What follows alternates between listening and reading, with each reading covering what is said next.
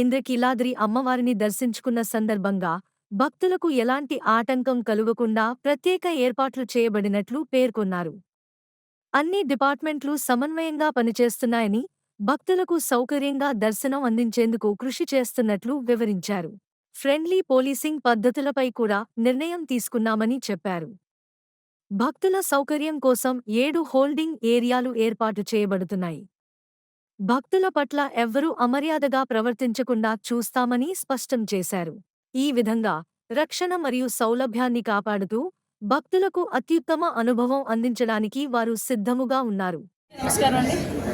రేపటి నుంచి జరిగిపోయే దేవీ నవరాత్రి ఉత్సవాల సందర్భంగా ఈరోజు అమ్మవారిని దర్శించుకోవడం జరిగింది. ఇక్కడ ఉన్న ఏర్పాట్లన్నీ కూడా పరిశీలించడానికి ఒకసారి రావడం జరిగింది. విశేషమైన నవరాత్రి ఉత్సవాలకి తెలుగు రాష్ట్రాల్లోనే కాకుండా ప్రపంచవ్యాప్తంగా ఉన్న తెలుగు వాళ్ళందరూ కూడా, చుట్టుపక్కల రాష్ట్రాల నుంచి వచ్చిన తెలుగు వాళ్ళందరూ కూడా ఇక్కడికి రావడం, ఈ నవరాత్రులు కూడా అమ్మవారిని దర్శించుకోవడం, ఆశీర్వాదాలు తీసుకోవడం అన్నది మనకందరికీ కూడా ఆన్వాయితీ.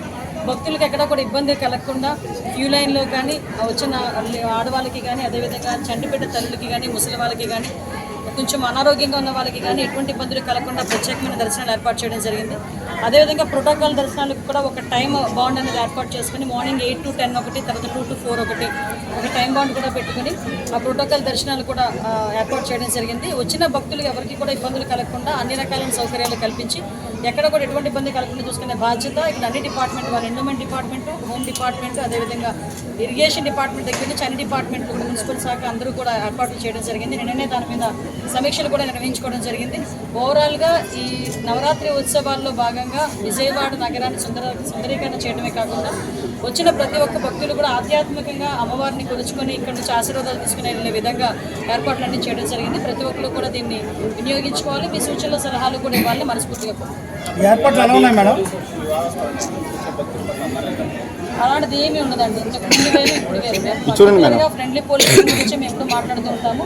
అదే రకంగా ఈరోజు కూడా పోలీసులే మీరు చాలా సందర్భాల్లో మీరు మొన్న చూసారు, విజయవాడ ఫ్లడ్ వచ్చినప్పుడు కూడా ఆ రోజు ఫైర్ డిపార్ట్మెంట్ వాళ్ళు సర్వీస్, అన్ని డిపార్ట్మెంట్ వాళ్ళు సర్వీస్ అలాగే చేశారు. At the same time police department వాళ్ళు కూడా చాలా యాక్టివ్గా వర్క్ చేయడమే కాకుండా మానవతా దృక్పథంతో పనిచేసే సందర్భాలు కూడా మీరు అందరూ కూడా చూస్తున్నారు. అదేవిధంగా ఈరోజు కూడా క్యూ లైన్లో ఉన్న వాళ్ళు ఎవరికి కూడా ఎటువంటి ఇబ్బంది కలగకుండా చూసుకుంటున్నాం. అదేవిధంగా హోల్డింగ్ ఏరియాస్ ఇంతకుముందు ఒకటే ఉండేది, కానీ ఈరోజు ఒక 7 హోల్డింగ్ ఏరియాస్ పెట్టుకున్నాం. కాబట్టి భక్తులను వదిలే టైంలో కూడా ఎక్కడ ఎటువంటి ఇబ్బంది లేకుండా చూసుకునే బాధ్యత కూడా తీసుకుంటాం. ఎవరు ఏ ఉద్యోగి కూడా భక్తుల పట్ల అమర్యాదగా ప్రవర్తించారు.